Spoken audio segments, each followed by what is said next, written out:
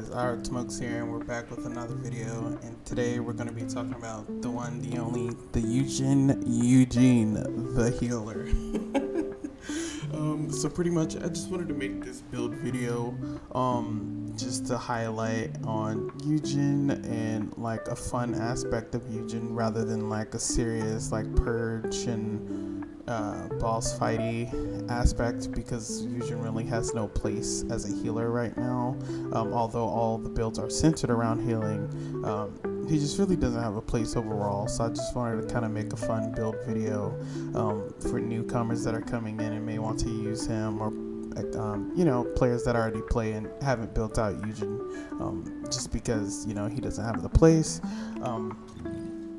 But starting out with the reactor and the components, I am running a non-attribute infusion reactor.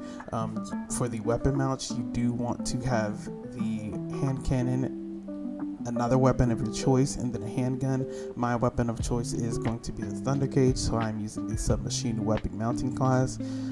For the substats, you really want to focus on getting that cooldown and that fusion. You can do cooldown and non-attribute, but cooldown is the main one you want. For the external components, I am running all Enlightened Mage set. You can switch the Enlightened Mage for 2-piece Firebrand, Shell Crusher for that extra 5% fire rate, and then 2-piece Hunter for even more cooldown. Again, that's personally up to you, but I do like rocking the Enlightened Mage set. It really doesn't do anything. I could get more out of the two sets I just mentioned, a little bit more, but in a different way, essentially. But this is what I like. Now, for the substats, not the cores, but the substats, you really want to focus on getting anything you want, really, for the substats actually. But just for the sensor, you really want to focus on MP. Of course, I feel like with every build now, MP is the main source, unless you have like a Keelan or something where you don't need MP or Glay. But for Yujin, you really want to focus getting MP on your sensor. Everything else doesn't matter. Like, I have gold drop right here and shield recovery, even though I don't have any shield on the build, So again, that's up to you. You can get anything on the other three pieces. Just make sure you have MP on your sensor. As far as the component cores, I just went for 4 HP cores and 4 defense cores. This one has electric resistance. I think I just couldn't get a defense roll at all, so I will go back and roll that one once I have my MP sensor. But yeah, again, 4 HP cores and 4 defense cores will have you set. Moving over to the weapons, I am running the Last Dagger, the Thunder Cage, and the Peacemaker. Your Peacemaker is just going to be your sprint speed weapon, so you can keep up with everybody else, because in the current state of the game, Bunny, Inez, Glay, Freyna, all the people, even Keelan, everybody's just going to be running a lot faster or flying faster than you, so you just want to make sure that you can keep up, as well as, being able to still cast your skills or fight enemies with your Thunder Cage. So the modules on this don't matter. As far as the Thunder Cage goes, I am running 2 farm ATK cores, a crit damage core, and a fire rate core. The grappling hook is optional. You can choose to run a sprint speed core on that, but grappling hook works for me. As far as the substats, I have crit damage, weak point, crit rate, and firearm ATK. For the modules, it is focused on crit again. I'm running the crit rate modules here, better insight, edging shot. I'm running the crit damage modules, better concentration, concentration priority, concentrate support ammo, and reload focus. And then you have your 2 obvious ATK modules, and then you have fire rate up and expand weapon charge for even more ammo in your weapon. For the Last Dagger, I am using 2 fire rate cores and 1 rounds per mag core, as well as a rounds per mag substat, and a firearm critical hit damage substat, a firearm ATK substat, and a chill ATK substat. This is the same dagger I use for my Haley build, but then again, this one I would say it's pretty universal between Yujin and some of the weaker people like Jaber and whatnot, but then again, this is like my 5th dagger copy, so I can mess around and do stuff like that. You see here, same dagger I use on Haley. Again, this one is going to focus on crit damage. Since the gun builds crit rate itself when firing and attacking an enemy, you don't really need crit rate modules, so we're going all in on a weak point. as you can see here, weak point and multi-hit. You have your crit damage modules, you have your fire rate, you have your 2 ATK mods, and then you have your special mods and your battle proficiency, which when using Firing Fiesta and Tenacious Hunter, when you reload, rounds are not consumed from Firing Fiesta, and then Tenacious Hunter, upon reloading, weak point is going to increase, and on those successful weak point attacks, you're going to get plus 5% each attack up to 20 stacks total. So you will be pumping out a lot of damage. As you saw, this is the exact same dagger I showed in the beginning against Molten Fortress.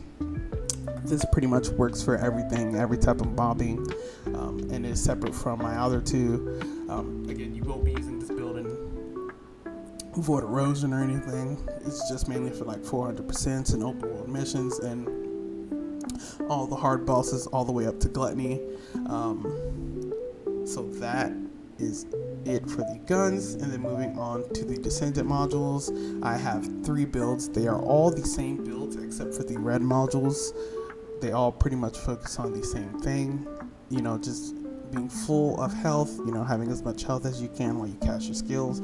Starting out, we have the Duty and Sacrifice build. Again, these are all going to have the same modules. So we have our 2 HP mods, we have our 4 cooldown modules, we have a skill cost module, we have another HP module, overwhelming HP, to give us more HP, and then we have a MP recovery module and a HP recovery module. These are really like not super important, but to me they're important, especially since I don't have that MP slot right now. But even when I do, the Duty and Sacrifice does cost a lot of MP, so just having that MP recovery module on does help out a lot.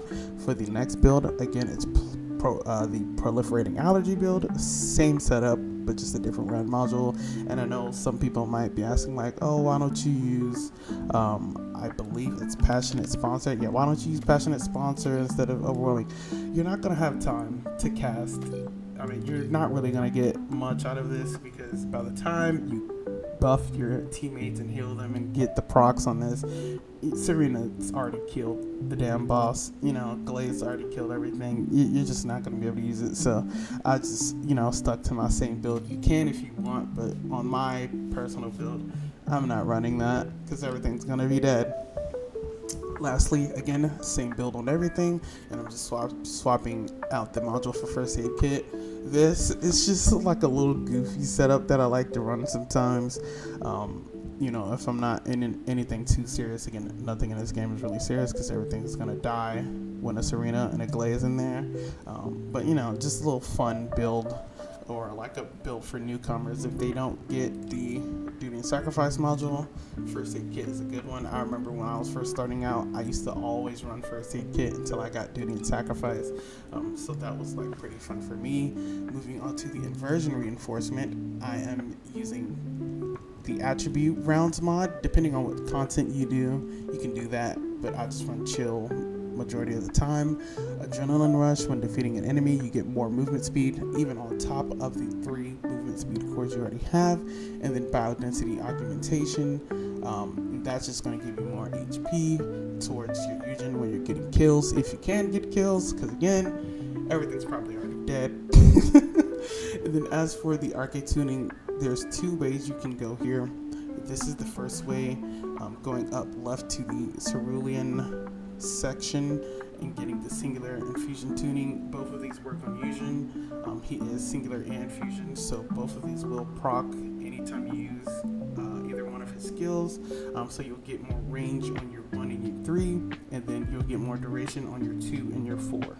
As for the right side, this enhanced skill cooldown node will actually bring your cooldown from 9 seconds to 6 seconds. If you run it without this, what you can do is go up here and get defense neutralization, but then again, everybody's already running that, so my suggestion would just be to come down here and keep your cooldown, and I'll actually show you that here.